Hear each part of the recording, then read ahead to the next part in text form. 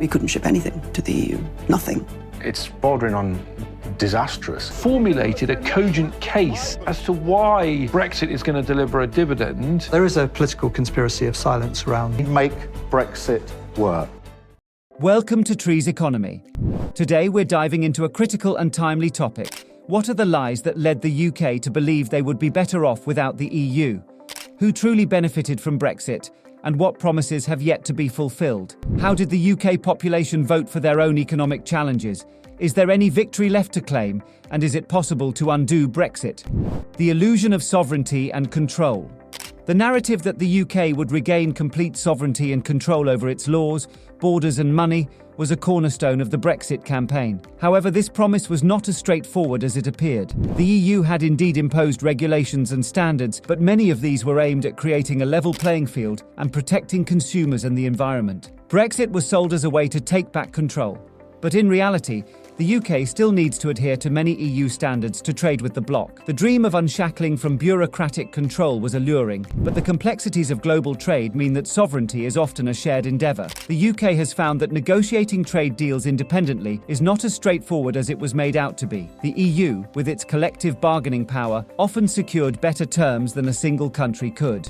Economic promises versus reality. One of the most potent arguments for Brexit was the economic benefit. Promises were made that leaving the EU would free up $350 million a week to be spent on the NHS. This figure was misleading. The UK's contributions to the EU budget were significant, but the net amount was much lower when considering the rebate and the funding received from the EU for various projects. Post-Brexit, the UK has faced numerous economic challenges. Trade barriers have increased costs for businesses, leading to higher prices for consumers. The promise of new trade deals has not materialised to the extent predicted. The much-vaunted deal with the United States, for example, remains elusive. And the deals that have been struck often mirror those the UK had through EU membership, offering little in the way of new economic benefits.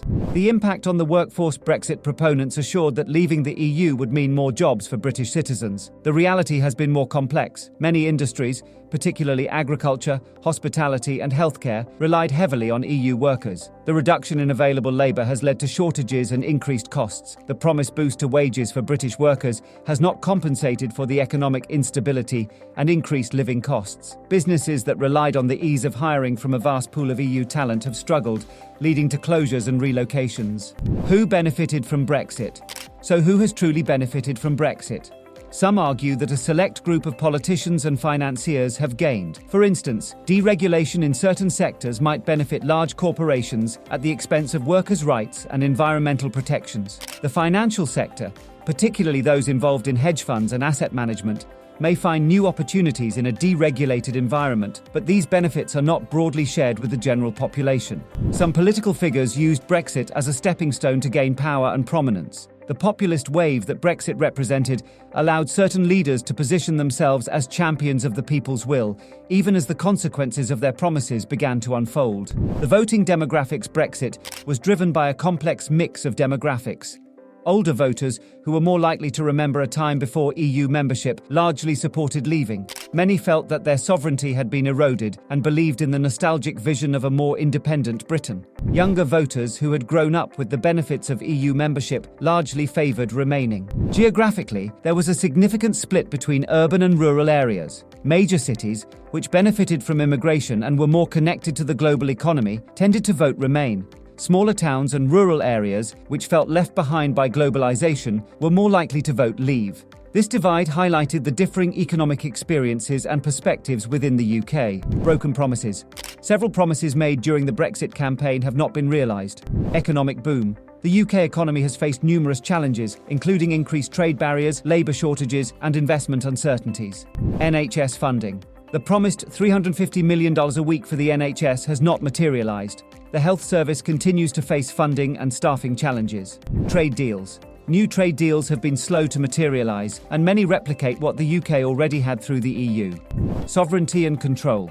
While the UK has regained control in certain areas, it still needs to comply with many EU regulations to facilitate trade. The long road ahead. As the UK navigates its post-Brexit reality, the question remains, is it possible to undo Brexit? Theoretically, the UK could reapply to join the EU, but this would be a complex and lengthy process. Public opinion would need to shift significantly, and the political landscape would have to support such a move. Currently, there is little appetite among political leaders to revisit the issue, given the divisiveness of the original referendum. However, as the economic and social impacts of Brexit continue to unfold, future generations may reassess the benefits of EU membership. The global economic game. To understand the broader context of Brexit, it's essential to recognize how global economies are interconnected. There is a widespread misunderstanding that the purpose of the economy is to benefit from other countries' resources and trade surpluses. However, this perspective overlooks the fact that money's value is often dictated by the US dollar. Most global currencies are pegged to the dollar, making the US a central player in the global economy. Governments worldwide operate under the assumption that economic growth and trade are the ultimate goals, often neglecting the broader purpose of societal well-being. BRICS versus G7. The BRICS nations, Brazil, Russia, India, China, and South Africa, are often portrayed as counterpoints to the G7: Canada, France, Germany, Italy, Japan, the UK, and the US. However, these groups are more interconnected than they appear. While Russia may play the role of the antagonist, and the US positions itself as the global savior, the reality is that these nations often collaborate behind the scenes. China, with its rapid economic growth, understands the global economic game better than most and plays it to its advantage. India, despite its economic struggles, remains a critical player due to its large market and strategic importance. Europe and Africa. The European Union plays a complex role, often appearing passive but being deeply involved in global economics. Africa, on the other hand, is frequently marginalized in the global economic system. Countries with valuable resources are either bought out or destabilized, preventing them from fully participating in the global economy. The Americas. South America often feels lost in the global economic narrative, overshadowed by the US's dominance. The US has historically intervened in the region, both economically and politically, to maintain its influence.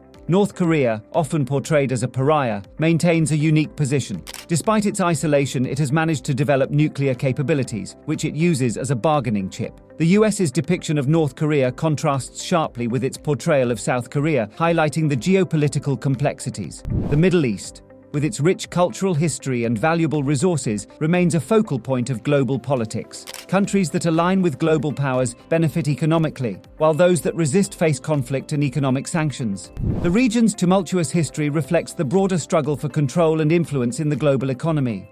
The American Dream.